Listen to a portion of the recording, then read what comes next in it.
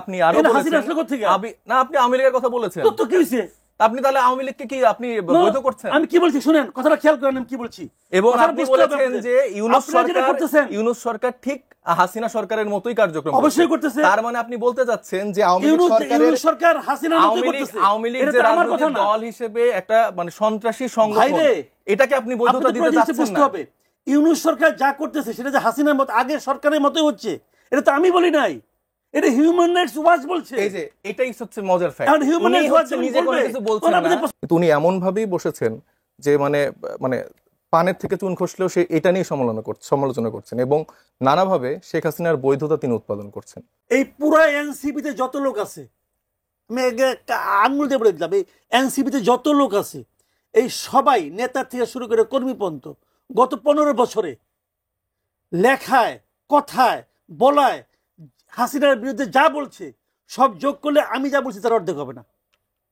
ঠিক আছে, কথা আমি এটা চ্যালেঞ্জ দিলাম। তাহলে মাসুদ কামালরা যদি এত বেশি মানে সরকারের সমালোচনা করে, সরকারকে আটকে ধরে, তাদেরকে কেন সরকার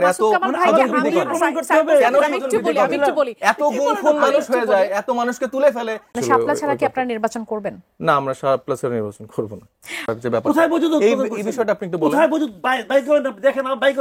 আপনি কি বলছেন লাস্টের 1 মিনিটটা আপনি নিজে বলেন। আমি কি বলি সেটা বলি, আমি কি গুলো বলি নাই, মানবাধিকার সংস্থা বলছে। আচ্ছা ঠিক আছে, মানবাধিকার সংস্থার কথা বলছেন যে এই নির্বাচন অংশগ্রহণমূলক হবে কিনা আওয়ামী লীগ ছাড়া, এটা বলছেন কিনা আপনি? হ্যাঁ, আমি কি বলছি আমার খেয়াল নাই। আজ আমার নির্ধারিত বিষয় আলোচনায় সেফ এক্সিট ও জুলাই সনদ, এছাড়া নির্বাচনের বিষয় নিয়ে আমরা কথা বলবো, নির্বাচনের বিষয়গুলো নিয়ে কথা বলবো। সেই সাথে আমার সঙ্গে মুহূর্তে স্টুডিওতে উপস্থিত আছেন দুজন সম্মানিত অতিথি, তাদের সাথে একটু পরিচয় করে দিতে চাই। আছেন সিনিয়র সাংবাদিক মাসুদ কামাল, আপনাকে স্বাগত।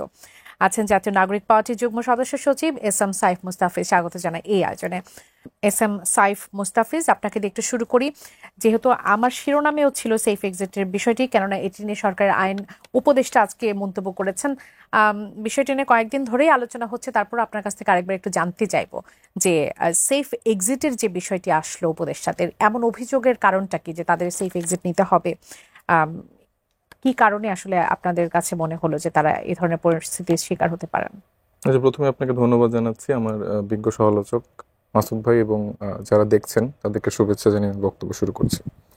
আসলে দেখুন, সেফ এক্সিটের এই কথাটা এমন সময় এসছে, আসলে সেই সময়টা মানে 5 তারিখের পরে, যেখানে আসলে তরুণ এবং জনতা মিলে যেই অভ্যুত্থানটি ঘটনা এর পরবর্তীতে আমরা যেই সরকারের দেখলাম এবং সরকারের যেই ম্যান্ডেটটা ছিল আসলে, তো সেখানে আমরা দেখতে চেয়েছিলাম আসলে যে এই জনগণের আকাঙ্ক্ষার একটা বাস্তবায়নের প্রতিফলন হবে, কিন্তু পরবর্তীতে আমরা দেখতে পেয়েছি যে আসলে কিছু উপদেষ্টার পক্ষপাতমূলক একটা আচরণ অথবা কিছু দলের প্রতি তাদের একটি বিশেষ ভালোবাসা, সে জায়গা থেকে লন্ডনের থেকে প্রধান উপদেষ্টা আপনাদের দলের প্রতি বিশেষ ভালোবাসার কথা বারবার আসছিল, আমাদের দলের প্রতি এখনো অনেক ভালোবাসার প্রেক্ষাপট সবাই বের করে বিভিন্ন ভাবে, কিন্তু অ্যাকচুয়ালি সেটা কিন্তু না। তাহলে আমাদের মানে যেই ডে 1 থেকে আমাদের স্ট্রাগল করতে হয়েছে প্রত্যেকটা বিষয় নিয়ে, তাহলে আমাদের এই বিষয়গুলো নিয়ে আসলে স্ট্রাগল করতে হতো না যদি আমরা এতটাই মানে কিংস পার্টি এরকম তো ট্যাগও দেয়া হয়েছে। এরকম একটা বিষয় ছিল যেটি লন্ডন বৈঠকের পর থেকে সেটি আবার উল্টো চিত্র আমরা দেখতে পেয়েছি, মানে আপনাদের কাছ থেকে এখন আমাদের এই ট্যাগ এখনো আছে। সো এটা পাবলিকের কাছে এখন আরো অনেক বেশি ক্রিস্টাল ক্লিয়ার যে আসলে কতটা সুবিধাভোগী আমরা সরকারের থেকে। আমরা ডে 1 থেকে চেষ্টা করেছি যে নিজেদের জায়গা থেকে জনগণকে কানেক্ট করে তিলে তিলে আমাদের রাজনৈতিক জার্নিটার থেকে দলটাকে বড় করার, এবং সেই লক্ষ্যে আমরা কাজ করে যাচ্ছি। তো সেই জায়গা থেকে যেখানে আমরা উপদেষ্টাদের থেকে যেরকম একটা আশাকাঙ্ক্ষার জায়গা দেখতে চেয়েছিলাম, সেটা আমরা দেখলাম যে লন্ডন থেকে ফেরার পরে পুরোপুরি একমাত্র নির্বাচনমুখী আসলে তাদের জার্নিটা আমরা দেখলাম, রোডম্যাপটা দেখলাম। সেখানে জুলাই সনদ, জুলাই ঘোষণাপত্র বা জুলাই কেন্দ্রিক যে আলোচনাগুলো ছিল বা বিচারের জায়গাগুলো ছিল, সেগুলো একদমই অপ্রাসঙ্গিক একটা জায়গায় তারা নিয়ে গেল। তো সেখান থেকেই আমাদের মূলত জনগণের জায়গা থেকে সবার একটা হতাশার জায়গা কাজ করছে, এবং আমরা তো কিছুটা জানতে পারছি যে কোন কোন দলীয় উপদেষ্টারা আসলে এই কাজগুলোতে এইভাবে আসলে ফ্যাসিলিটেট করছে, এবং তাদেরই আসলে হয়তো বা সেফ এক্সিটের প্রয়োজন। কিন্তু এটা সামগ্রিকভাবে দলীয় উপদেষ্টা বিষয়টি আসলে পরিষ্কার নয় একটু। বিএনপি পন্থী উপদেষ্টাদের কথা আমি বলছি। উপদেষ্টাদের যারা আপনারা সবাই মিলে এখানে এটা আপনারা জানেন, যখন সিলেকশনটা হয় তখন 5 তারিখের পরে হচ্ছে যে তারেক রহমান সাহেব সহ কিছু যারা স্টেক হোল্ডাররা ছিলেন তাদের সাথে একটা পরামর্শ করা হয়েছিল যে জাতীয় সরকার গঠন করার। তো সেটা যখন হয়নি, তারা তখন চেয়েছিল যে 3 মাসের মধ্যে যেন তড়িঘড়ি করে একটা ইলেকশন দেওয়া হয়। তো তার পরবর্তীতে এই পরিপ্রেক্ষিতে যে গভর্নমেন্টটি গঠন করা হয়, সেখানে আসলে যারা সিলেক্টেড ছিল ওই ক্রাইসিস মোমেন্টে দেখা যাচ্ছে যে প্রধান উপদেষ্টা যিনি, উনার ব্যাপারে পুরো দেশবাসীর একটা মতামতের জায়গা ছিল। এছাড়া বাকিগুলো দেখা গিয়েছে যে বিএনপির তারেক রহমান সাহেব থেকে শুরু করে অনেকের মতামত নিয়ে দেওয়া হয়েছে। সেখানে আমরা জানি যে বিএনপি পন্থী এরকম অনেক উপদেষ্টারা আছেন, কিছু জামাতপন্থীও অনেকে বলে যে আছেন, আবার ভাইরা বলেন যে এনজিও উপদেষ্টা। তো সব মিলিয়ে আসলে এই উপদেষ্টা প্যানেলটা গঠন করেছে। সেখানে আমরা দেখতে পেয়েছি যে তারা যখন মানে বুঝতে পারছে বা তাদেরকে একরকম প্রভাব বিস্তার করা হচ্ছে যে নির্বাচনের বাইরে অন্য কিছু দিলে আসলে তাদের নিস্তার নেই। তো এই জুজুর ভয় দেখিয়ে দেখিয়ে তাদেরকে একরকম শুধুমাত্র মানে নির্বাচনের বিপক্ষে কিন্তু আমরা কেউ না। প্রতিনিধি এখনো আছেন, তারাও কি এরকম আশঙ্কা প্রকাশ করছেন জুজুর ভয় যেটির কথা বললেন? আপনি কি মাহফুজ আলমের কথা শুনলেন যে মানে অভ্যুত্থানের পার্ট হিসেবে তারা যেভাবে প্রতিনিধিত্ব করার চেষ্টা করেছিলেন এবং যেভাবে তারা মানে মন্ত্রণালয় বলেন বা উপদেষ্টা মন্ডলীর জায়গা থেকে বলেন যেভাবে কাজ করার চেষ্টা করছেন, সেখানে অনেক ক্ষেত্রে তারা বাধাগ্রস্ত হয়েছেন এবং তারা বলেছেন যে প্রধান 2টি দল কিভাবে ভাগ বাটোয়ারা করেছেন, বা সেখানে আসলে তরুণ যারা ছিল তারা কিন্তু কিছুটা নিরুপায়ী অবস্থায় ছিল, কারণ তরুণরা ডে 1 থেকেই দায়িত্বশীলতার পরিচয় দিয়ে যাচ্ছিল। সেখানে তারা অল আউট কিন্তু একটা মানে বিপ্লবী সরকার গঠন করার সিচুয়েশন কিন্তু ছিল। মানে তরুণদেরকে যে মানে এত লোভী বা এরকম করে অনেক সময় পোর্ট্রে করা হচ্ছে, তাহলে তো তারা সে সময়টা এভাবেই একটা সরকার গঠন করতেই পারতো। কারণ আমরা জানি যে সে সময় কিন্তু সেনা সদরে রাজনৈতিক দলগুলো একটি গভর্নমেন্ট গঠন করার প্রক্রিয়াতে কিন্তু তারা আসলে গিয়েছিল। তো সেই জায়গা থেকে কিন্তু পরবর্তীতে যখন জনগণের প্রতিরোধ বা একরকম জায়গাটা তারা দেখতে পায়, সেখানে তারা বাধ্য হয় যে এই অভ্যুত্থানে যেই তরুণরা সামনে থেকে নেতৃত্ব দিয়েছেন বা এই আন্দোলনটার সফলতার পিছনে যাদের ভূমিকাটা আসলে সব থেকে বেশি বলে আমি মনে করি যে বৈষম্য বিরোধী আন্দোলন প্ল্যাটফর্মটি, তো সেই জায়গা থেকে তাদেরকে মানে এই বডিটা লেজিটিমেট বডি হওয়ার পেছনে এই মানুষগুলোর একটা অবদান আছে। কিন্তু পরবর্তীতে দেখা গিয়েছে যে আসলে তাদেরকে একরকম কোণঠাসা করে ফেলা হয়েছে। বুঝতে পেরেছি। আমি একটু মাসুদ কামাল ভাই আপনার কাছ থেকে একটু আসতে চাই। আইন উপদেষ্টা বলেছেন যে আমাদের আসলে সেফ এক্সিটের প্রয়োজন নেই, তবে জাতি হিসেবে আমাদের সেফ এক্সিটের প্রয়োজন আছে, কেননা গত 55 বছরে যে দুঃশাসন, গুম, বিচার বহির্ভূত হত্যাকাণ্ড ছিল, সেই ভয়াবহ রাষ্ট্র কাঠামো থেকে সেফ এক্সিটের প্রয়োজন। আপনি এটাকে আসলে কিভাবে দেখছেন ওনার এই বক্তব্যকে? ওনার দুটো কথা, একটা হলো যে ওনাদের সেফ এক্সিটের প্রয়োজন নেই, তার মানে উনি পুরো উপদেষ্টা মণ্ডলীর দায়িত্ব কিন্তু উনি নিয়ে নিচ্ছেন। উনি যদি বলতেন ওনার কথা, তাহলে সেটা এক ধরনের কথা ছিল। মানে পুরো উপদেষ্টা মণ্ডলীর দায়িত্ব নিচ্ছেন এইভাবে যে কারো সেফ এক্সিটের প্রয়োজন নেই। কিন্তু সেফ এক্সিটের যে কথাটা উচ্চারিত হয়েছিল নাহিদ ইসলামের কাছ থেকে প্রথম, তারপরে তারও আগে আপনার ডক্টর দেবপ্রিয় ভট্টাচার্য একবার কিন্তু একটা এই কথাটা বলেছিলেন। তারপর নাহিদ ইসলাম বললেন, তারপর সার্জিস আলম বললেন, তারা যে প্রসঙ্গে বলেছেন, আসিফ নজরুল সাহেব এই কথাটা বলার মাধ্যমে তাদের সমস্ত অভিযোগগুলিকে উনি কিন্তু অস্বীকার করলেন। উনি সকলের দায়িত্ব কিভাবে নিলেন এটা আমি বুঝতে পারছি না। এবং উনি কি সকলের ব্যাপারে গ্যারান্টি দিতে পারবেন? আমার মনে হয় উনি একটু মানে এটা অতি সরলীকৃত একটা মন্তব্য করেছেন, যেটা নাকি ওনার মতো লোকের কাছ থেকে আমি আশাই করি নাই। ওনার কথা আমি আপনি কি ভাই তাহলে মনে করছেন যে আসলে উপদেষ্টাদের এমন কিছু কর্মকাণ্ড আছে যার জন্য তাদেরকে ভবিষ্যতে সমস্যায় পড়তে হতে পারে? দেখেন উনি কি করে বুঝলেন যে সবাই খুব সৎ আছেন? উনি কি করে, উনি ওনারটা বুঝতে পারেন, উনি আর কাউরটা বুঝতে পারেন না। আপনি আমারটা জানেন না তো, আপনি আমার দায়িত্ব কি করে নেন? তো এগুলি তো হলো গিয়ে মানে অতি সরলীকৃত একটা মানে মন্তব্য করে পড়ছেন। পরিবর্তন কি আমরা দেখি নাই এই লোকগুলির মধ্যে? এই লোকগুলি কর্মকাণ্ড শোনেন, সেফ এক্সিট কি? আপনি টাকা মারলেন, এটি আপনার অপরাধ তা কিন্তু না। ওই যে পরের যে কথাটা উনি বললেন, ওই কথাটা বলি যে পুরো জাতির জন্য একটা সেফ এক্সিট দরকার। ওকে ফাইন, এই পুরো জাতির জন্য সেফ এক্সিটের তৈরি করার দায়িত্বটা কাকে দেওয়া হয়েছিল? ওনাদেরকে দেওয়া হয়েছিল। ওনারা গত 1 বছরে কি করছেন? এই প্রশ্ন তো উঠবে, গত 1 বছরে যে ভরসা করে আপনাদেরকে আমরা দায়িত্ব দিয়েছিলাম, সেই দায়িত্বের কতটুকু আপনারা পালন করতে পেরেছেন? কতটুকু বলেন? যদি না পারেন আপনাদেরকে তো আমরা প্রশ্নের মুখে আনবো। এবং সেই প্রশ্ন থেকে আপনি কিভাবে বাঁচবেন এটাকে একবার চিন্তা করছেন? জাতির সেফ এক্সিট এই মুহূর্তে নির্ভর করছে এই উপদেষ্টাদের উপর, কারণ এই উপদেষ্টাদের আমরা ক্ষমতায় বসিয়েছি জাতিকে একটা সেফ এক্সিট দেখানোর জন্য। পারছে তারা? আপনার কাছে কি মনে হয় ভাইয়া যে এই যে প্রশ্নের সম্মুখীন তাদের হতে পারে তারা যখন এই সরকার যখন আসলে ক্ষমতা ছাড়বে তখন উপদেষ্টারা কি জাতির এই প্রশ্নগুলোর উত্তর দিতে বাধ্য থাকবে, এমন পরিস্থিতি কি তৈরি হবে? কেন বাধ্য থাকবে না? ওনারা শপথ করে দায়িত্ব নেন নাই? এটা কি ছেলে খেলা করতে, এটা কি যে আপনি ছোটবেলায় পোলাপান যে খেলাধুলা করতো না, এটা কি উনি খেলাধুলা করতে পারছে? খেলাধুলার জায়গা নয় ভাই। আপনি একা একা খেলেন, সমস্যা নাই, আপনার বউর সঙ্গে, আপনার ফ্যামিলির সঙ্গে, আপনার বাচ্চার সঙ্গে সারাদিন খেলাধুলা করেন, আমার কোনো আপত্তি নাই, কিন্তু জাতি নিয়ে খেলার অধিকারটা আপনাকে কেউ দেওয়া হয় নাই। আপনার একটা ভুল পদক্ষেপ পুরো জাতিকে একটা গাড্ডায় ফেলে দিতে পারে, এবং সেই ক্ষেত্রে আপনারা করছেন একের পর এক। আপনি করছেন, আপনার উপদেষ্টা মন্ডলীর হাতে করে বলে যাওয়া যায় কে কে করছেন, সবাই জানে এটা, কে না জানে? এই জন্য ওনাদের জবাবদিহিতার মুখোমুখি হতে হবে না? সবাই জানে, কিন্তু এত সহজ। কেউ নামগুলো আসলে প্রকাশ করছে না, অপেক্ষা করছে। এইটা আবার আরেকটা কথা বলি আপনাকে, এখানে আবার আমার একটা বক্তব্য আছে। যেমন কয়েকদিন আগে আমি দেখলাম, কিছুদিন আগে এক সচিব, সাবেক এক সচিব, সে ঢাকা অফিসার্স ক্লাবের একজন বড় কর্মকর্তা, একসময় খালেদা জিয়ারও নাকি পিএসটিএস ছিলেন, পাওয়ারফুল লোক। উনি বললেন যে 8 জন উপদেষ্টার দুর্নীতির তদন্ত রিপোর্ট, গোয়েন্দা রিপোর্ট ওনার কাছে আছে। বলছে, বলে নিয়ে পরে চুপ হয়ে গেছে। চুপ হয়ে গেল কেন? কেউ বলছে না কেন, এটি তো প্রশ্ন। বলছে না এই কারণে, আমি দুটা জিনিস দেখি। একটা জিনিস হলো ধমক খাইছে অথবা মাল খাইছে, কথা পরিষ্কার। উনি এটা বলে নিয়ে ব্ল্যাকমেল করার চেষ্টা করছে, ওরা টাকা দিচ্ছে, চুপ হয়ে গেছে। আমি এই সন্দেহটা করি, কারণ ধমক খাওয়া লোক তো সে না, কারণ সে তো বিএনপির সঙ্গে কঠিনভাবে জড়িত, এবং যখন উনি এটা বলেন তখন সবাই হাততালি দিচ্ছে। তাহলে নাহিদ ইসলাম কেন প্রকাশ করতে পারলেন না? একই কথা, নাম বলে না কেন? নাম, ওনার সঙ্গে তাদের একটা পার্সোনাল রিলেশন হয়তো বা ছিল, একসময় উনি উপদেষ্টা ছিলেন, ওরাও ছিল। উনি বলতেছেন যে কয়েকজন উপদেষ্টা আছে, উনি তো নাম জানেন, বলেন না কেন? আপনার কাছে কে বড়, ওই পার্সোনাল রিলেশনটা বড় নাকি জাতির ভাগ্যটা বড়? কোনটা বড় আপনার কাছে? আপনি বলেন না কেন? নাকি নেগোসিয়েশন করতেছেন, নাকি ধমক খাইছেন, নাকি মাল খাইছেন?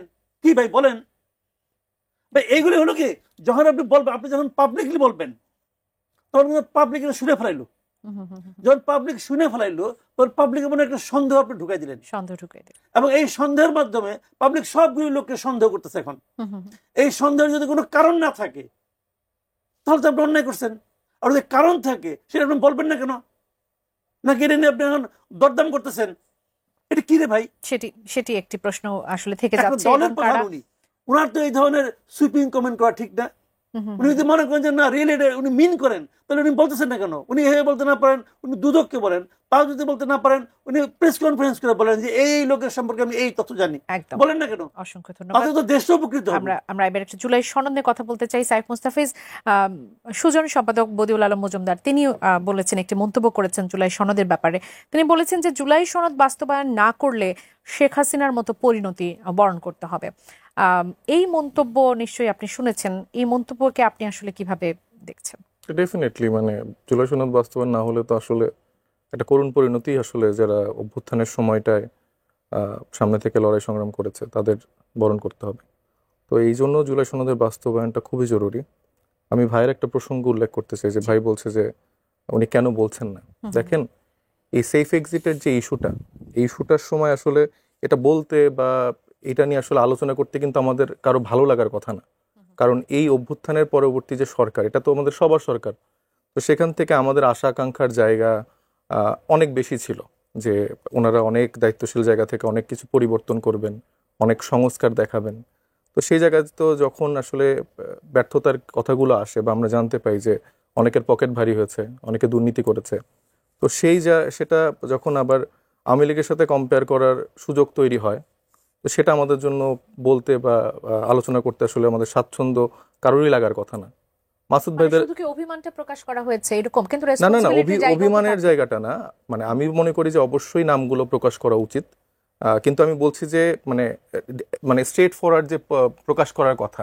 আমি তো এটা বললাম যে ডে ওয়ান থেকে তরুণদের যে দায়িত্বশীল ভূমিকাটা, মানে এখানে তো আরো অনেক রকম সিচুয়েশন ক্রিয়েট করার সুযোগ ছিল, কিন্তু আমরা কিন্তু স্টেপ বাই স্টেপ আমরা চেষ্টা করেছি, যারা সিনিয়র রাজনীতিবিদরা যারা আছেন, যারা ওনাদের মতো যারা আছেন, স্টেক হোল্ডার আছেন, সবাইকে নিয়ে আসলে বাংলাদেশটাকে কিভাবে বিনির্মাণ করা যায় তারা আমাদেরকে গাইড করবেন, আমরা কোনো ভুল করলে শুধরাবো।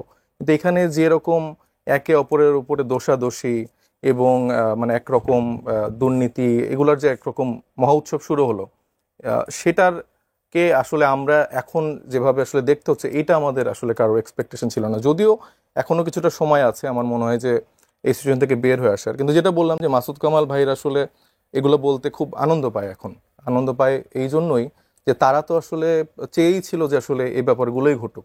মানে এটা কিন্তু তার বলার মধ্যে একটা খুশি আছে, আনন্দ আছে। কারণ হচ্ছে যে তারা বিভিন্নভাবে, আমি দেখছি যে উনি ডে ওয়ান থেকেই এই সরকারের সব থেকে বড় সমালোচক। ফাইন, কোনো সমস্যা নেই, আমি ভুল করলে উনি আমার সমালোচনা করবেই। কিন্তু উনি এমনভাবেই বসেছেন যে মানে মানে পানের থেকে চুন খসলেও সে এটা নিয়ে সমালোচনা করছেন এবং নানাভাবে শেখ হাসিনার বৈধতা তিনি উৎপাদন করছেন। 17 বছর ধরে হাসিনার শাসন আমল কিভাবে বৈধ ছিল এবং কিভাবে তারা সিস্টেমেটিক পদ্ধতিতে আইনের মধ্যে থেকে সব কার্যক্রম চালনা করেছেন এবং তার আসলে এরকম কোনো ভুল নেই, সেটা তিনি যেভাবে বয়ানটা উৎপাদন করেন। এবং এখন এই সরকারের যে কি কি ভুল এবং তার সাথে একটা পার্থক্য তৈরি করে দিয়ে তার এই আনন্দটা হচ্ছে। না না, আমি আরেকটু বলে দিই, তিনি বিভিন্ন সময় আমরা দেখতে পাচ্ছি যে বলার চেষ্টা করছে যে আওয়ামী লীগকে কিভাবে প্রাসঙ্গিক করা যায় নির্বাচনে। কেন করছেন ভাইয়া? আওয়ামী লীগকে প্রাসঙ্গিক করার কেন চেষ্টা করছেন আর আনন্দ পাচ্ছেন কেন এই বিষয়গুলো নিয়ে আসলে এইভাবে কথা বলার সময়? না, এটা তো ওনার মনে হচ্ছে। হ্যাঁ, ওনার প্রশ্ন উত্তরে দিতে চাইবেন কিনা এটা তো ওনার মনে হচ্ছে, মানে আমি পাচ্ছি কিনা এটা তো আমি মনে করি না। শুনেন, আমি বলি, এই পুরা এনসিপিতে যত লোক আছে, আমি আঙুল দিয়ে বলে দিলাম, এই এনসিপিতে যত লোক আছে, এই সবাই নেতা থেকে শুরু করে কর্মী পর্যন্ত গত 15 বছরে লেখায়, কথায়, বলায় হাসিনার বিরুদ্ধে যা বলছে সব যোগ করলে আমি যা বলছি তার অর্ধেক হবে না। ঠিক আছে, কথা বলি, আমি এটা চ্যালেঞ্জ দিলাম, আপনি আসেন। ঠিক আছে, ঠিক আছে, আমি একটু বলতে আমার তার অর্ধেক হবে না। মাসুদ কামাল আমি কি ভাই, তখন রিস্ক নেই? আচ্ছা আমি বলি নাই, আপনি যেটা বলতেছেন যে হাসিনাকে প্রাসঙ্গিক করার মাধ্যমে, আমি এ পর্যন্ত আমি আপনাকে চ্যালেঞ্জ দিয়ে বলতেছি, গত 5ই আগস্টের পর থেকে হাসিনার পক্ষে আমি একটা শব্দ উচ্চারণ করছি, একটা শব্দ। আপনি গতকালকেই আপনার নিজের যে ইউটিউব চ্যানেল সেখানে আপনি বলেছেন, মানবাধিকার সংস্থার উল্লেখ করে আপনি প্রসঙ্গ উল্লেখ করেছেন যে একটি নির্বাচন হতে যাচ্ছে, সেখানে আওয়ামী লীগ থাকবে কিনা এটা শিওর না, আওয়ামী লীগ ছাড়া আসলে এটা আসলে অংশগ্রহণমূলক নির্বাচন হবে কিনা সেটা আসলে সংশয়ের জায়গা আছে। এবং আপনি আরো বলেছেন, না আপনি আওয়ামী লীগের কথা বলেছেন, তো কি হইছে? আপনি তাহলে আওয়ামী লীগকে কি আপনি বৈধ করছেন? আমি কি বলছি শুনেন, কথাটা খেয়াল করেন আমি কি বলছি। এবং আপনি বলেছেন যে ইউনূস সরকার ঠিক হাসিনা সরকারের মতোই কার্যক্রম অবশ্যই করতেছে। তার মানে আপনি বলতে যাচ্ছেন যে আওয়ামী লীগ যে রাজনৈতিক দল হিসেবে একটা মানে সন্ত্রাসী সংগঠন, এটাকে আপনি বৈধতা দিতে যাচ্ছেন না।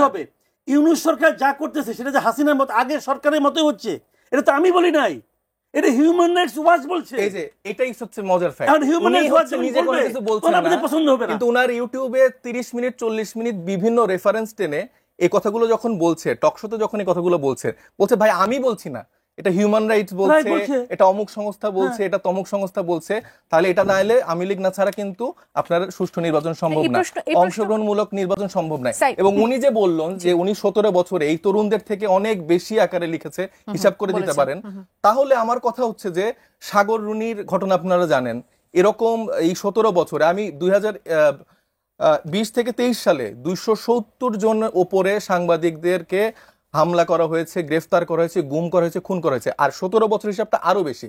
তাহলে মাসুদ কামালরা যদি এত বেশি মানে সরকারের সমালোচনা করে, সরকারকে আটকে ধরে, তাদেরকে কেন সরকার এত গুম খুন মানুষ হয়ে যায়, এত মানুষকে তুলে ফেলে বিরোধী মত প্রকাশের জন্য? মাসুদ কামালরা এখনো ঠিকঠাক ভাবে বসে এখন আওয়ামী লীগের বৈধতা উৎপাদন করতে পারে। আপনার মনে রাখতে হবে, আওয়ামী লীগ সরকার শুধুমাত্র আওয়ামী লীগের জন্যই এতদিন মানে শাসন করতে পারেনি। তাদের যেরকম সেনাবাহিনীতে নিজেদের লোক ছিল, সাংবাদিকের মধ্যে নিজেদের লোক ছিল, প্রত্যেকটা প্রতিষ্ঠানে তারা এরকম মানুষকে, মাসুদ কামাল ভাইদের মতো মানুষকে বসিয়ে রেখেছিল, যার জন্য তারা এখন এই সময়টাতে থেকেও অপ্রাসঙ্গিক থাকেও মাসুদ কামালরা তারা তাদেরকে কখনো তার কণ্ঠ কেউ রোধ করতে পারেনি। আওয়ামী শাসন আমলে মাসুদ কামাল ভাই তার এই কণ্ঠ বজায় রেখেছে, আমরা যতটুকু জানি। আমি একজন দর্শক আছে, একটু প্রশ্ন করতে চাই, তার প্রশ্নটা একটু নিয়ে আসতে চাই। দর্শক স্বাগত জানাই, কে বলছেন, কোথা থেকে বলছেন, আপনার প্রশ্নটি করবেন। ওয়ালাইকুম সালাম। আমি পিন্টু দুয়ারি পটুয়াখালী থেকে বলছি। বলবেন, আপনার প্রশ্নটি করবেন। আমার প্রশ্নটা হচ্ছে নেপালের অন্তর্বর্তীকালীন সরকারের প্রধান সুশীলা কার্কি তিনি বলেছেন যে আমি কোনো আইন কানুনের উপরে হাত দেবো না, ঠিক আছে, আমি একটা নির্বাচন দিয়ে চলে যাব মার্চ এপ্রিলে।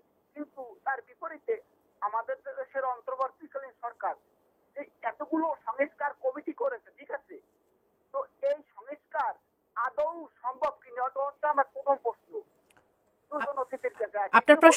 আপনার প্রশ্নটি পেয়েছে। জি, আমি একটু মাসুদ কামাল ভাই আপনার কাছ থেকে এটা নিতে চাবো। এই প্রশ্নটি আসলে আমারও ছিল যে সংস্কারের বিষয়টি আসলে কোথায় গিয়ে দাঁড়াবে, এটা আমি সাইফ মোস্তাফিজ আপনার কাছ থেকে একটু শুনবো।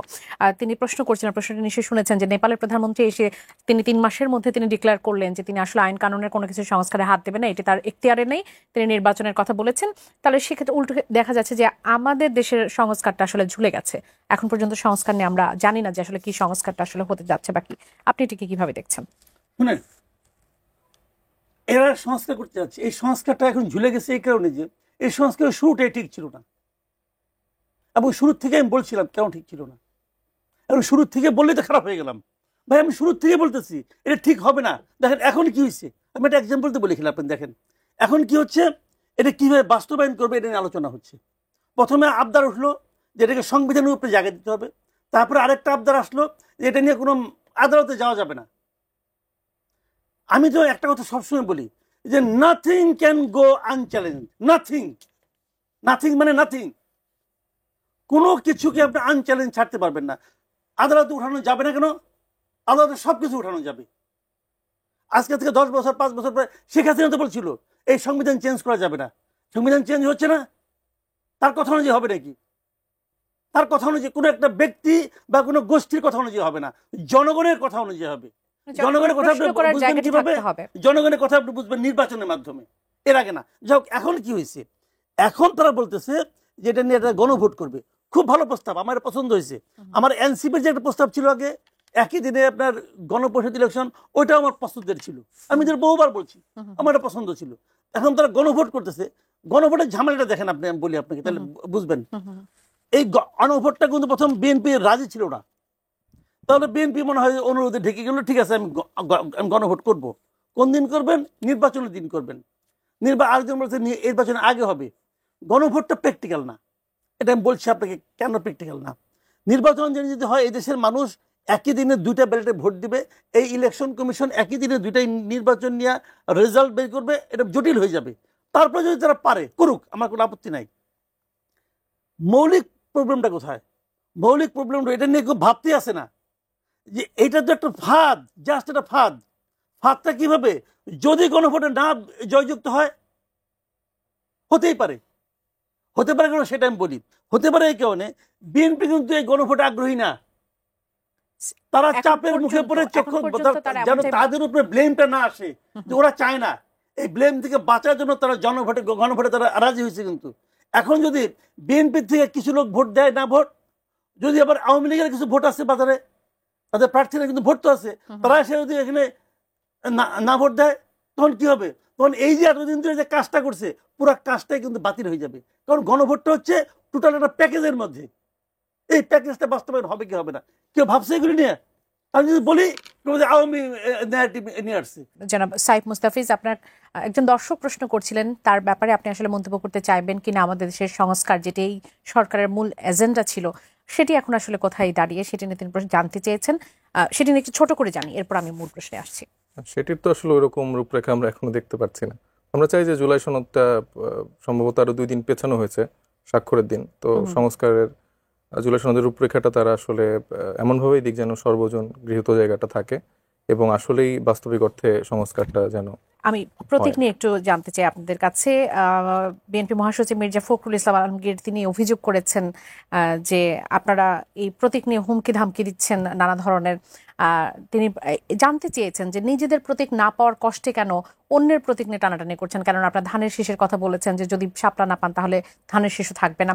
শাপলা প্রতীকই আপনাদের লাগবে না, যদি পান সেক্ষেত্রে আসলে কি হবে? আচ্ছা দেখুন, এখানে ধানের শীষ বা বিএনপির প্রতি আলাদা কোনো মানে ক্ষোভের জায়গা আমাদের নেই। মূলত মানে নির্বাচন কমিশনের যে দ্বিচারিতা, মানে সেই জায়গাটা বোঝানোর জন্য এই প্রসঙ্গটা উল্লেখ করা হয়েছে।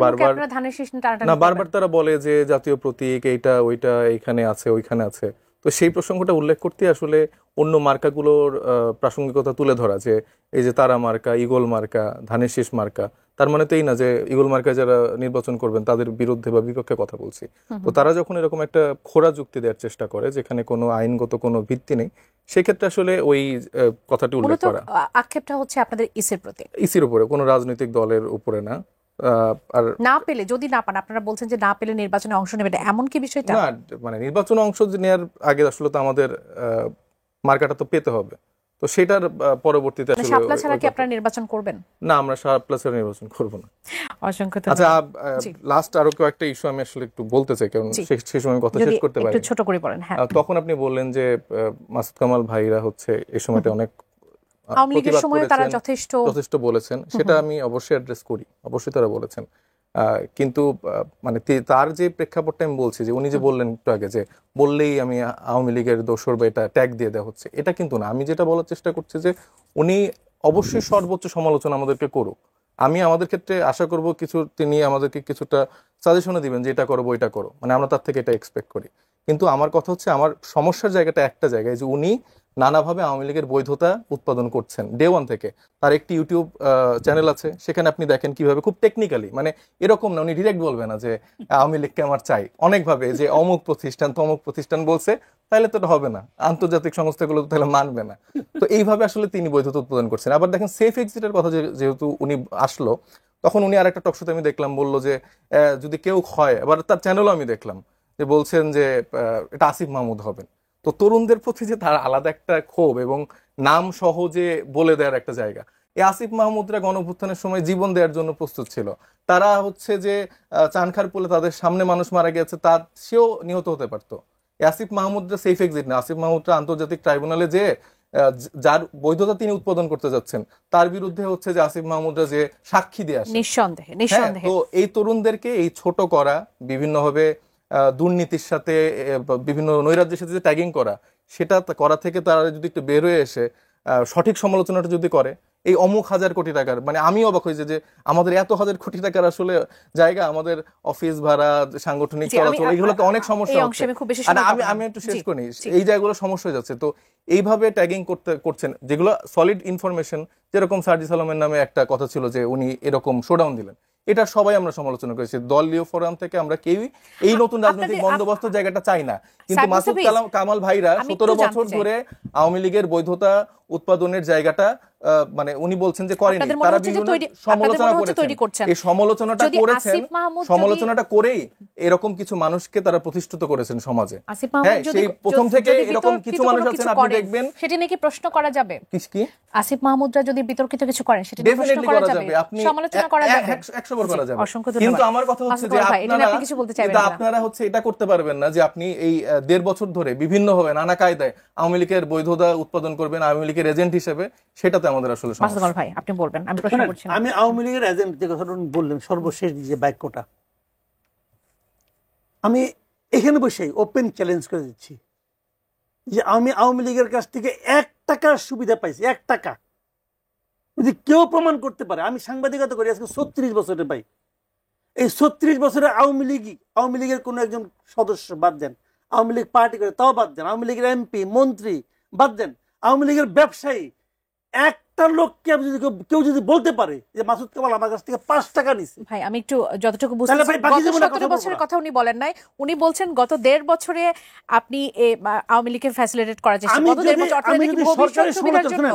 আমি যদি সরকারের সমালোচনা করি, সরকারের একটা কাজের, আমি টু দ্য পয়েন্টে কথা বলি ভাই। আমার কাছে লজিক ছাড়া কিচ্ছু নাই, নো ইমোশন।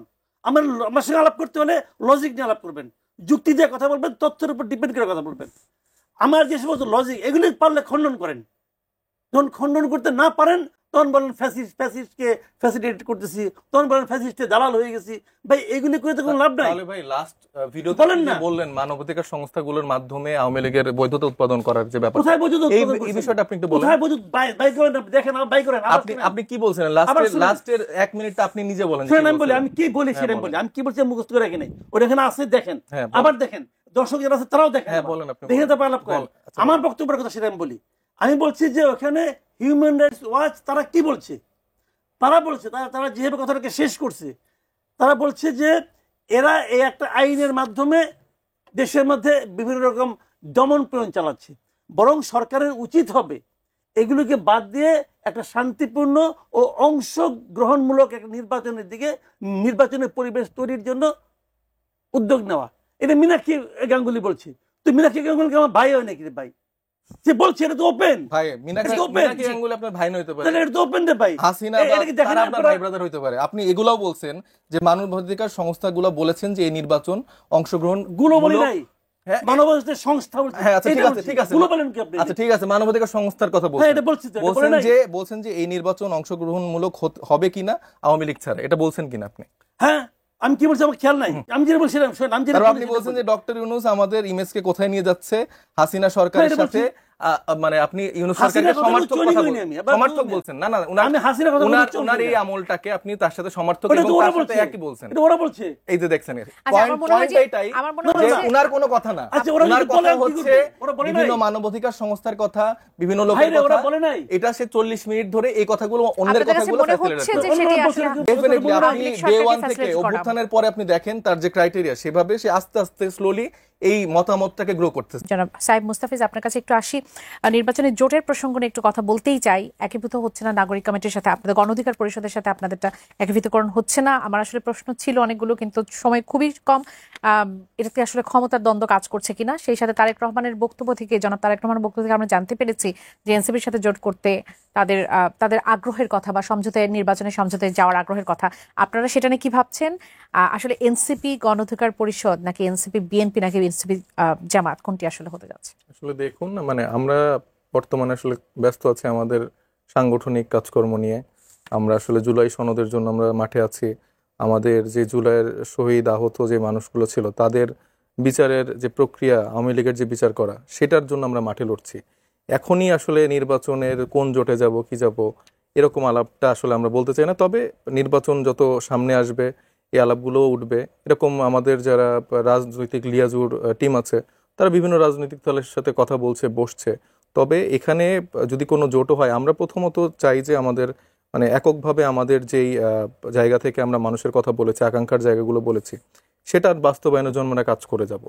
সেই ক্ষেত্রে আমাদের সাথে সমমনা কোনো দল জোটবদ্ধ হতে পারে, কিন্তু একীভূত হওয়ার কোনো প্রশ্ন নেই, এটা আমি ক্লিয়ার করে দিচ্ছি। পরিষ্কার কোনো একীভূত হচ্ছে না। এটা গণ অধিকার পরিষদের সাথে আপনাদের আলোচনা তো অনেকটাই আসলে গণ অধিকার পরিষদের আলোচনা এখনো হচ্ছে, তবে একীভূত এনসিপি কোথাও হচ্ছে না, এটা একদম ক্লিয়ার। এখন নির্বাচনের আগে কোনো জোট হবে কিনা সেটা আসলে সময় বলে দিবে। যদি জনগণের চাহিদা অনুযায়ী এরকম কোনো প্রয়োজন হয় তাহলে সেক্ষেত্রে আমরা কোনো জোটে যেতে পারি বা আমাদের একেবারে সময় শেষ। মাসুদ কামাল ভাই, আপনার কাছে একটু আসি। সেনা কর্মকর্তাদের বিরুদ্ধে যে গুম সংক্রান্ত মামলা, সেটির গ্রেপ্তারি পরোয়ানা, এতে সেনাবাহিনীকে কি কলঙ্কমুক্ত করা যাবে? মানে কিছু কিছু বিষয় নিয়ে তো তাদের দিকে আসলে অঙ্গুলি উঠেছিল। শুনেন, একটা ঘটনা দিয়ে পুরো আপনার তাদের অনেক দিনের যে কলঙ্কটা মুক্ত করে ফেলাবেন, এটা হয় না। কিন্তু এটা খুব জরুরি ছিল, এই যে ঘটনাটা, এটা খুব জরুরি ছিল। একটা ধারণা ছিল এতদিন যে আমি সেনাবাহিনীতে আছি, আমি যা কিছু করব আমি এক ধরনের ইমিউনিটি পাবো। এটা উচিত না। এই ধারণাটা এবার এই আদালত ভেঙে দিয়েছে, এই ট্রাইব্যুনাল ভেঙে দিয়েছে। আমি এটাকে প্রশংসা করি। আমি মনে করি যে ভাই আপনার আর এই মামলাটা, আমি এটাও মনে করি এটা মার্শাল ল আন্ডারে না, এটা আপনার এই ট্রাইব্যুনালে হওয়া উচিত। ট্রাইব্যুনালের আইনটা এরকমই, একমাত্র সংবিধান ছাড়া অন্য কোনো আইনের সঙ্গে ট্রাইব্যুনালের আইনে যদি কোনো বিরোধ হয় তাহলে ট্রাইব্যুনালের আইনটা টিকবে, ওটা টিকবে না। কাজেই যা হওয়া উচিত তাই হবে। আমি খালি একটা কথা বলি, দেখেন এই সরকার নতুন যে মানে আওয়ামী লীগ সরকার চলে যাওয়ার পর, তারপরেও কি এই সেনা কর্মকর্তাদের মন মানসিকতা চেঞ্জ হয়েছিল? যেগুলো গুম ঘর ছিল, আয়না ঘর ছিল, এগুলো তারা চেঞ্জ করে নাই। আমরা তো গুমের যে রিপোর্ট দেখলাম, গুমের যে ডকুমেন্টারি দেখলাম, ওখানে দেখলাম তো তারা এটাকে আড়াল করার চেষ্টা করছে। সরকার চেঞ্জ হয়ে গেছে, ওদের মেন্টালিটি চেঞ্জ হয় নাই। বিচার হওয়া উচিত, এমন কি দৃষ্টান্তমূলক বিচার হওয়া উচিত। অসংখ্য ধন্যবাদ জানাব মাসুদ কামাল, ধন্যবাদ এস এম সাইফ মুস্তাফিজ আমাদের আয়োজনে যুক্ত হবার জন্য। দর্শক, এতক্ষণ আপনারা যারা আমাদের সঙ্গে ছিলেন, আগামী পর্ব দেখার আমন্ত্রণ জানিয়ে আজ এখান থেকে বিদায় নিচ্ছি। ধন্যবাদ সবাইকে, শুভরাত্রি।